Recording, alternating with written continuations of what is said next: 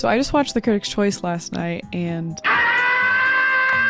this is a busy week in the Oscar predicting world. Today we are predicting the SAG Awards, that is Screen Actors Guild. The SAG Awards are one of the more important voting precursors because there's actually voter overlap between this awards body and the Academy. This one should be quick. There's only 5 categories. Let's start off with actress. I think Jessie Buckley's just gonna run away with this award. She is everything that they want. So is Rose Byrne. I think that the Oscar is between the two, but Rose Byrne will definitely need to pick up a lot more momentum for it to not just have Jessie Buckley sweep the whole time. Also, just still feeling good about having Emma Stone in here. They're the actors, they love actors, and so Emma Stone in a very dialogue heavy performance where she has to be so gripping and the whole film is contingent on how convincing she is. Mama's safe, mama's fine, mama's here. Now we're at the part that's fun. I'm conflicted. Traditionally, looking at what SAG goes for, they really stray away from the more contemplative performances. However, sentimental value is quite literally all about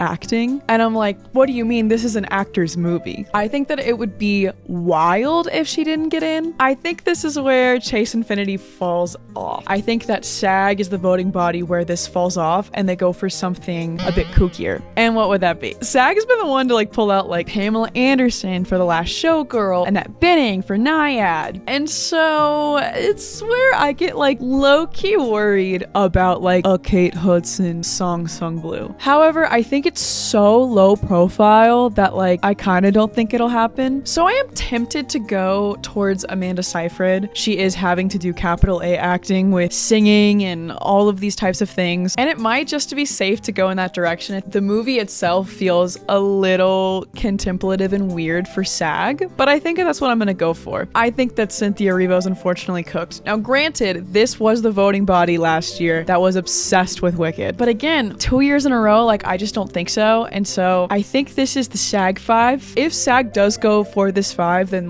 this is also my Oscar 5, and this is pretty locked. So best actor, Mr. Timmy just won last night. But also low-key, what was that speech? Regardless, I feel good about these 3. I've been in denial over Michael B. Jordan for so long, but at this point I kind of think that he might just totally be a lock for the Oscars and that I was just in denial for too long. I'd have to see him miss somewhere significant. With Michael B. Jordan playing twins, I think that the actors will be that's such a feat. That's so cool. Also feel great about keeping Ethan Hawke in, because if you've seen Blue Moon, you know the transformation that man undergoes. Full hair, full makeup. He carries literally the whole movie. He's incredible. Ethan Hawke's fine.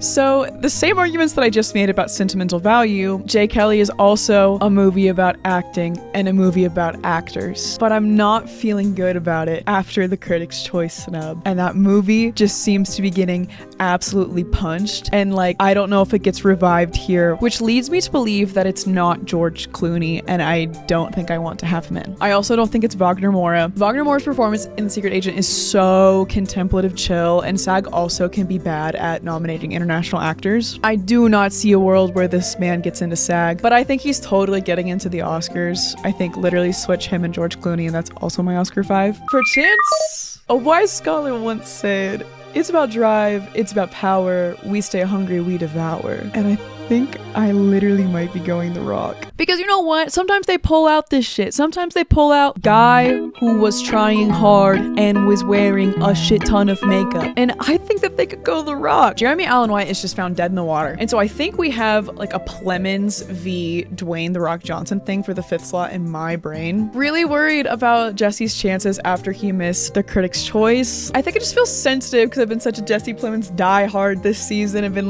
no guys, he's so good in this movie and it literally has to be him. What's wrong? Something in the air is just saying that this is the most SAG thing to do ever. And so I'm going for it. And this is the 5, which I feel really good about it, except for this is a gamble, but what if I'm right? Oh my god, everything's literally gonna be okay. Alright, supporting actress. Feeling sick about Amy Madigan, makeup woman doing crazy things, feels great. Tiana Taylor's in like the #1 movie of the year. Literally, like, they're not gonna snub her. Ariana. Some people are talking about how she like might be like pretty vulnerable for the Oscar, but like she'd have to miss here and BAFTA. And obviously we don't get BAFTA nominations until after the Oscar nominations. SAG is not the voting body to be like, bye Ariana. I think Ariana's fine. It's crazy that the community is going Emily Blunt for the Smashing Machine because I think they're absolutely correct. Emily Blunt has been able to sneak in so many times with SAG. This girl got it for Mary Poppins Returns. I think that she's got it, which makes this 5th slot like I feel sick to my stomach. I think people are going Elle and not Inga because they can be really bad at nominating the international actor here. Elle Fanning though is like the bottom 4 of those performances. This is tricky. Both sentimental value girls, man. Both of them. If Inga's not getting in, then why would Elle Fanning get in? Wumi Masako for Sinners is like not a bad option at all, and I might just safely go that. Part of me wants to say that SAG is just gonna be like Odessa A. Zion. Are we going to have... Okay, wait, we're scheming now. SAG was the first voting body last year to go Monica Barbaro. Now, are there any similarities to A Complete Unknown and Marty Supreme? Yes, they both released on Christmas Day. These SAG voters, these are not the press, so I would believe that a lot of these actors did not get to see Marty Supreme until Christmas Day like the rest of us. The Screen Actors Guild is not full of people with press privileges that Critics' Choice and the Globes get to have where they saw Marty Supreme super early. And as we all know, this movie just came out and it's pretty freaking hype and we're pretty freaking into it. Am I crazy for thinking that number 5 could be Gwyneth or Odessa? And part of me is leaning Odessa, because also Odessa's kind of having her moment right now, which like this could just be being like, I'm too online, literally get off the internet, like get off. And maybe I have it wrong and it is Gwyneth, because it's like, oh my god, Gwyneth Paltrow, our queen, who's back in a role, and is like, this is the first time that she's up for nomination in like a really long time. Okay, now I've convinced myself out of going Odessa and going Gwyneth, because this is like them going Pamela Anderson. But I feel like if you watch the movie, it's Odessa. If it is like a Marty Supreme 5th girl and I get this wrong, it's gonna feel so bad. Intuition's going Odessa. We ball. Wow. Yep, no sentimental value girls. No Wumi Masako. But you know what? This is my risky pick for sure. And if it's just gonna be Gwyneth and like it was right there. Call an ambulance! So this is the 5 that we're going with.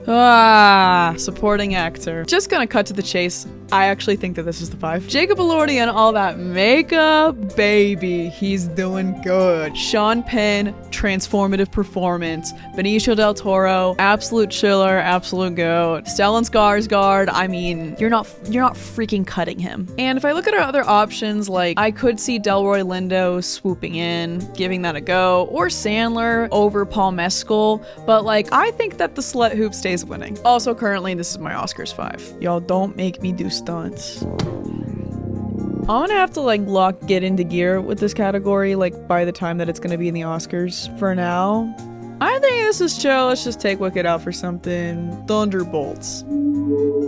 Like, sure. No, actually, let's go Ballerina.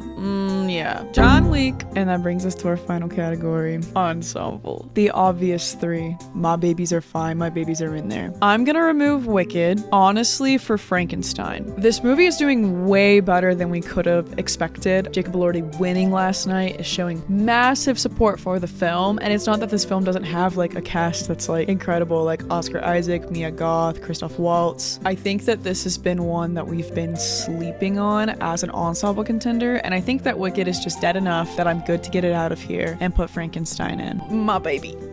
Yikes. Sentimental value. I'm trying to think of like the last time we've had a contemporary contemplative ensemble. See, here's what I mean is that they did not go for Marriage Story. I'm worried for the contemplative drama. We love this cast of sentimental value so much that we're like, how could they not do it? But when I'm looking at history and seeing what they go for, I'm struggling to see the contemplative drama representation. Manchester by the Sea is maybe the closest example that we have, and that was like 10 years ago. Do I have to take out sentimental value for Hamnet? I'm gonna do it. Guys, please heal me. Please tell me why sentimental value is fine in the comments. Speak to me like I'm a kid that's scared of the dark, but this is what we're going for. And it feels a little wacky. It feels a little nuts, but if I'm right about Frankenstein, I was so excited about getting Frankenstein right that I unplugged my mic. So these are my silly little SAG predictions. I cannot believe that Globes are Sunday. Thanks for watching.